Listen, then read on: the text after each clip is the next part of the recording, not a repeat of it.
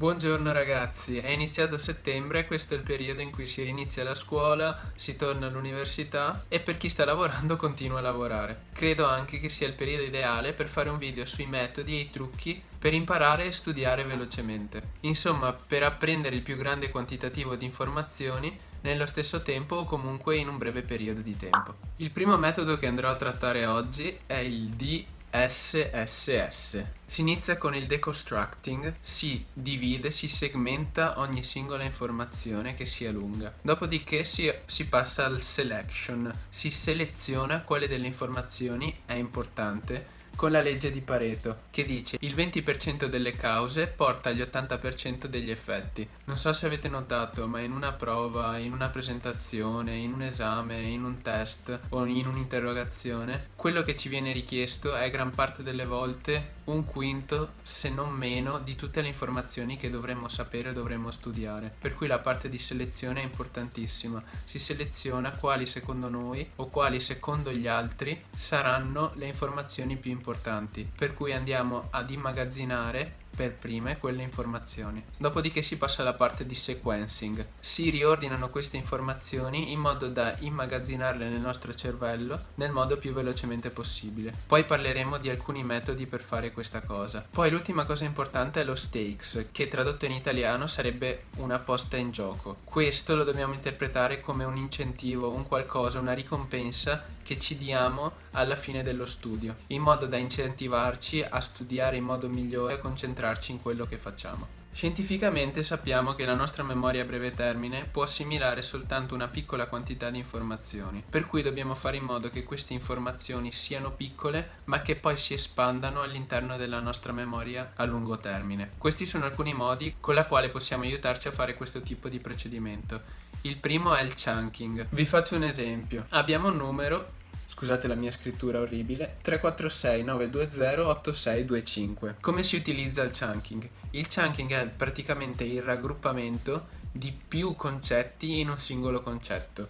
Al posto di dire 346 possiamo fare 346 920 8625 e al posto di avere 3, 6, 9, 10 numeri li abbiamo ridotti a 1, 2, 3, 4. Così facendo, al posto di immagazzinare 10 informazioni diverse, ne abbiamo immagazzinate 4 e la nostra memoria a breve termine si ringrazia. Insomma, consiste nel dividere le cose che abbiamo da immagazzinare in gruppi di informazioni più grandi ma singoli. La seconda cosa di cui vi volevo parlare è l'uso di analogie e metafore col metodo della casa. Probabilmente l'avete già sentito, consiste nel mettere all'interno della nostra casa, alcuni dicono addirittura del nostro castello, tutte le cose che dobbiamo imparare. Che ne so, dobbiamo imparare una lista di oggetti, una lista di cose, una lista di informazioni e mettiamo tutte quelle cose all'interno della nostra casa. Entriamo nella casa e dobbiamo immaginarci di fare un giro mentale e mentre camminiamo all'interno della casa dobbiamo trovare tutte le cose che dobbiamo memorizzare e le posizioniamo nei posti che più preferiamo. La cosa importante è memorizzarle e mantenerle in quella posizione all'interno della nostra casa. Così facendo, quando entriamo nella nostra porta immaginaria, troveremo quelle informazioni dove le abbiamo lasciate. Un altro trucco è usare la tattica del focus mode e del diffuse mode. Questo metodo consiste nel concentrarsi in quello che si sta facendo, in quello che si sta studiando, per poi lasciarsi al relax, alla cosiddetta diffuse mode. Questa tattica era usata sia da Edison che da Dalì. Salvador Dalì, spero che lo conosciate tutti, mentre si concentrava sulle sue idee,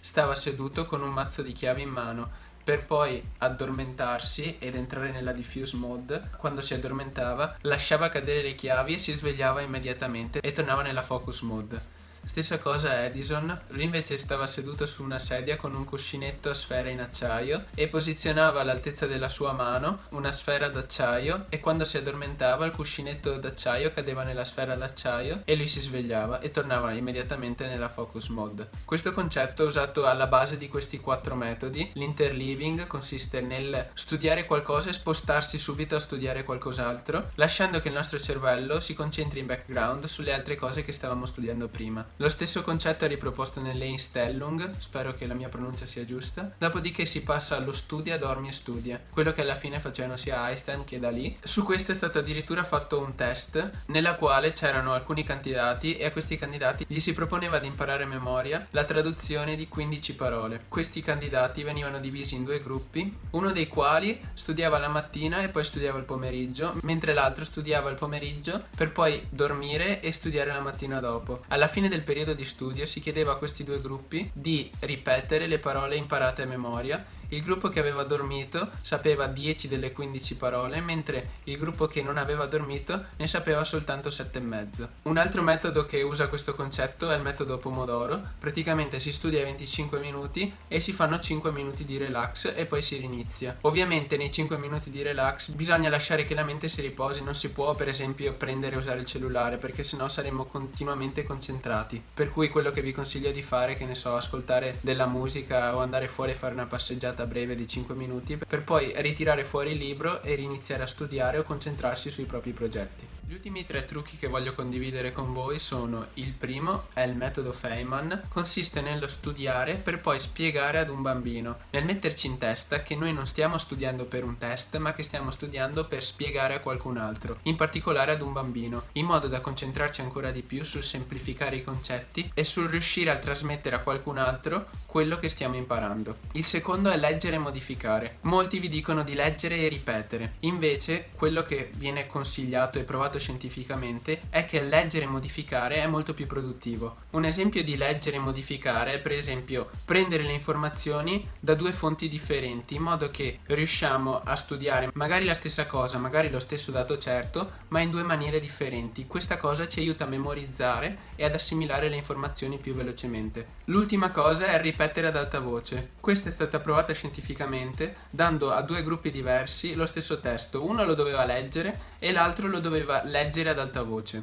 Dopodiché a questi 2 gruppi è stato dato un piccolo test e le persone che avevano letto ad alta voce l'informazione erano riusciti ad avere risultati 2 volte migliori rispetto a quelli che avevano letto soltanto. Gli ultimi consigli che vi do sono quelli di fare molta attività fisica e di rimanere idratati. Infatti sia l'attività fisica che l'idratazione migliorano il processo mentale, ci aiutano a stare svegli e l'idratazione ci aiuta anche a dimagrire oltretutto. Per cui perché non bere un bicchiere in più d'acqua? Dopodiché diamoci sempre una data di scadenza in modo da riuscire a sentire un'urgenza, e se ci diamo un incentivo è ancora meglio. Per quelli pigri datevi una punizione, così se non lo completate almeno saprete che dovete fare una cosa che non vi piace, altrimenti diamoci un incentivo in modo da riuscire ad arrivare a quello che vogliamo completare. Se siete interessati all'argomento della crescita e dell'educazione personale, iscrivetevi al mio canale. Se il video vi è stato utile o vi è piaciuto, lasciatemi un mi piace, sarebbe molto apprezzato. Se avete dei consigli o degli altri metodi che voi stessi utilizzate, lasciatemi un commento. Ciao a tutti.